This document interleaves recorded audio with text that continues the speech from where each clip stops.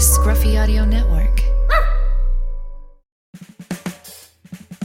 Okay, are you ready to get started on this? I think so. Are you ready? You don't seem very lively right now. I'm the one that doesn't feel good. I'm always lively. That is always lively. Why don't you introduce us? Well, too hello late. there. Okay, forget it. No, hello there. Welcome to Why Would You Go There? It's a podcast about travel. All about some travel, about different places that we've been. Always about places that we've been. Well, sometimes it's about places we want to go. Okay. Yeah. All right.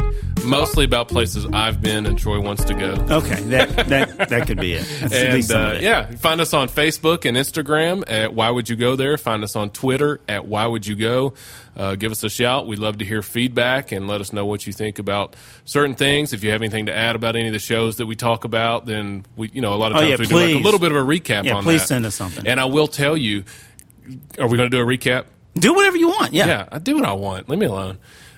So one of our last shows was about Universal Studios, which you went to. Yeah. And somebody said they went down there recently and they opened a new ride, and the ride broke records for longest wait times. And they said they waited like 7 hours to ride a ride. You have got to be kidding me. They said at one point in time it was a 15-hour wait. No way. That's what they said. No way. I mean, just telling I believe the new it, ride that just opened at Universal. Yeah, I would never. But yeah, that's. I wouldn't ride 15 hours to get to Rome, and that's my favorite city in the world. Yeah. Anyway, hey, so today we're doing another Why Would You Go There vignette. Yes. And we're gonna talk about where? Where are we gonna talk about? We are going to talk about Biltmore. Biltmore, Yes. Exactly. The jewel of Asheville. Yeah, Asheville, North Carolina. Well, man, we are so in harmony right now. We're synchronized. Yeah. You want to go swimming? Yeah. The funny thing is, I thought he's going to say something about synchronized swimming, and it's a terrible joke. And then you did. I knew you were going to say. Oh, no, I knew you were going to say something about it. Did you pee yourself a little when I said it? Because it's so funny. No, that doesn't happen. Sorry. Okay. Yeah. I haven't had a baby, so that's you usually hear that from girls that have had a baby. They're like, "Oh God, I laughed so hard I peed myself." I'm like, "Yeah, that doesn't happen to me very often." Very often. Oh man. Anyway, didn't it happen when you were sick the other day, though? Yeah. Okay. So let's talk about Biltmore. we have 12 minutes, and you've now wasted 3 of them. That was not a waste. Is short. That was such a good use of time. Yeah. Let's get started with this Stumpy. Okay.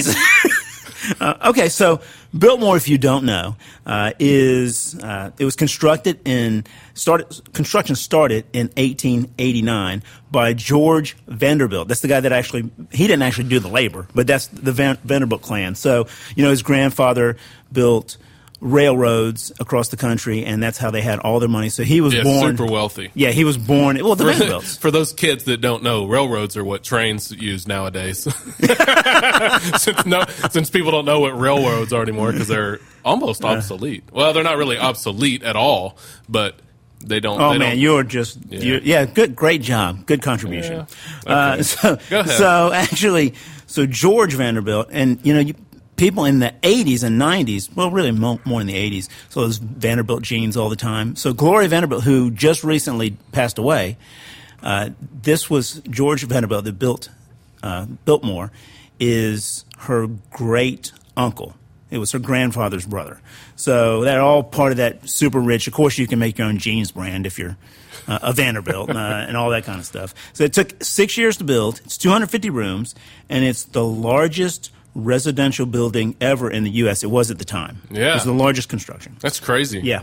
So, and then they lived in it as a family dwelling in the middle of the Blue Ridge Mountains for a while in Asheville, North Carolina. And then in 1930, they opened it up to the public, and they've never looked back. Yeah. So even though there's 250 rooms, so at some point during that time, they would maybe staying in the house or whatever, but it's been open to the public since 1930. So when have you been to Biltmore? Have you? So I've been to Biltmore a few times, actually. My wife and I got a season pass, I think like the first year we got married, first or second year that we got married. So it's been probably about 8 or 9 years. But I probably went there probably 4 times that year. So I've probably been there maybe 5 times total. Okay. I've toured the house, I think, 2 times, maybe 3. Yeah, I think we've done that 3 times. But the grounds are the kind of what made us go back. And I don't know if you were going to talk about that. Well, we're going to talk about it all. So, no, you... Yeah, but the grounds are just incredible. You know, it's like, I think it's on like 8,000 acres or something like that. So yeah, I can't. I looked that up, but I didn't write it down. So way to prepare. Yeah. But yeah, that's what makes it. You know, they have all these different flowers and like a flower carpet. Yeah, is what they call it. This house is huge. It looks like something that European royalty would be living in.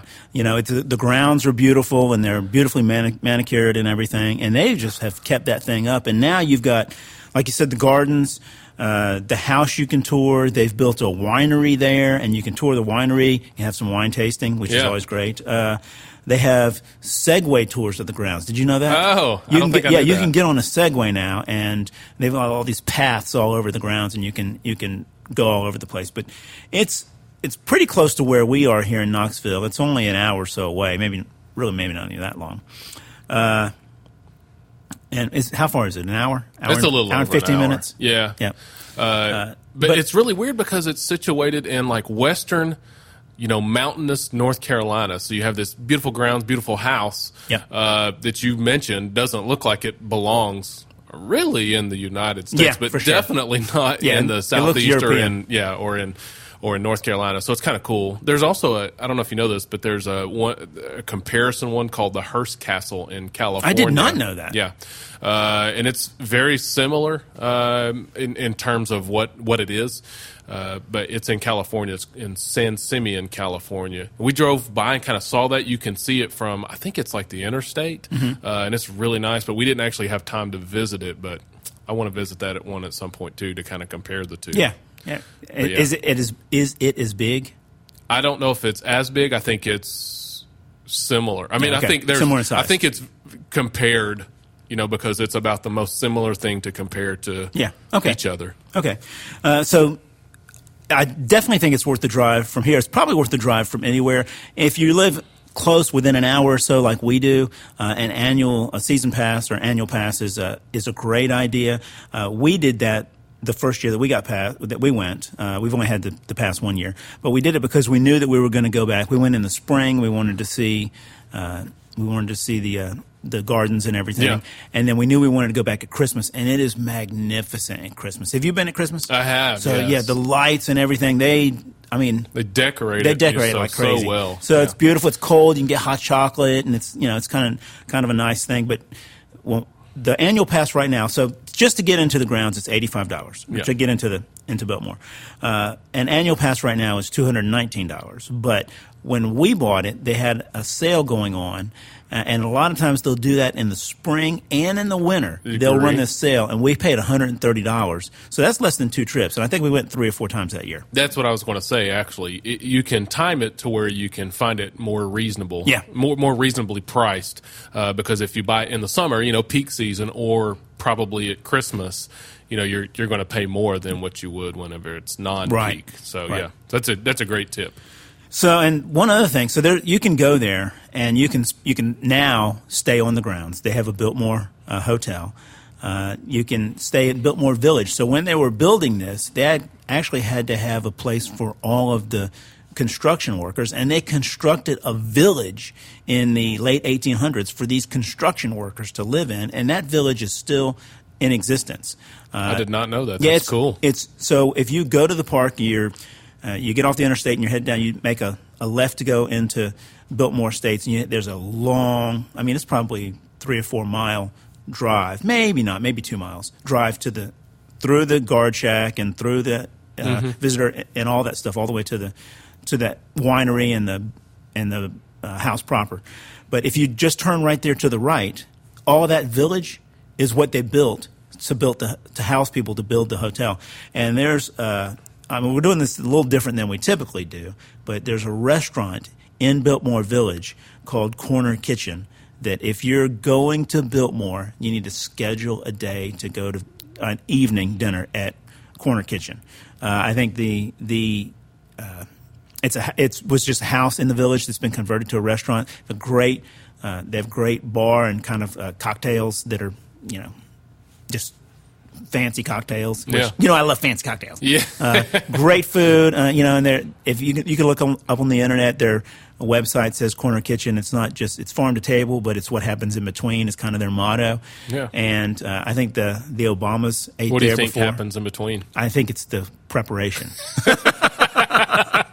I think they're talking about cooking. I don't know. I'm not sure what they're talking about. Yeah. But anyway, so that's something else to do. And you can stay on the grounds. You can eat on the grounds. You can eat on the ground or on the grounds. Yeah, people do picnics all the time in Biltmore. time. So yeah. And not only that, but Asheville as a whole is just a great city. And I know we're talking about Biltmore, so I won't talk about Asheville. But as a whole, it's a great city, and there's so many places to eat there, so many great places to eat and to kind of hang out there. So, I'll give a kind of a plug for Asheville itself. All right, but good deal. Yeah. What else do we need folks to know? This is a Why Would You Go There vignette, and Stumpy. it's shorter than normal. Short. We just want to give folks a real quick overview. Quickie. Golly. Sorry. Rein you in. I'm sorry. I got a headache. Overview Sorry. of Biltmore. Is there something else that you want to talk about before we get out of here? No, I think it's. I don't. I think it's a cool place to see, and I think that it's one of those places that you're not going to be sad if you went. And like I said, I went there several times. The house is cool. You and I, if we see something for a long period of time, we're probably going to be like, okay, that's enough. Yeah, that's what I say about you every time we do one of these podcasts. That's what you're saying now. But you can see the rooms and tour the house, and it's awesome a few times, and then see the direct decorations during Christmas. But the grounds are ever changing too, and they're fun just to walk around. I agree. All right, well, we're going to get out of here. Ben, cue the music, and that is Why Would You Go There? Vignette. Ben Stump. It's better to go someplace that you hate than to not go anywhere at all. Good job. Okay. All right. Do you even know what we do? All right. Shut it. You're awfully stumpy after a quickie. What are you talking about? You're awfully angry after a stumpy. I don't even know what's going on. You know what I love during that is you said Asheville's a whole. I was listening and then I was like, he just said Asheville's a whole. Should I point that out? Asheville's a whole. You meant to say as a whole? Yeah, I can't be responsible for what I've said with this headache today. What? Oh, God. All right. I'm done.